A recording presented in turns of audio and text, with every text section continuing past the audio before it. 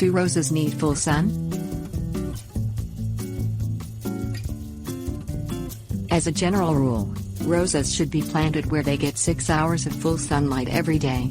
If full sunlight isn't possible, roses will still perform well if they are planted in areas that get only morning sun. Photosynthesis. Photosynthesis is the plant's way of trapping the light from the sun by storing it in the chloroplast cells of its leaves. The rose uses the energy of the sunlight to turn carbon dioxide and moisture in its leaves into sugars. The sugars make cellulose, which feeds and strengthens the cell walls of the plant.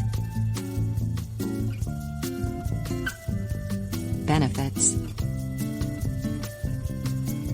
Sunshine ensures that photosynthesis takes place, feeding the rose the necessary sugars it needs. Roses planted away from the shade of tree canopies and tall, competing hedges and shrubbery are ensured good air circulation.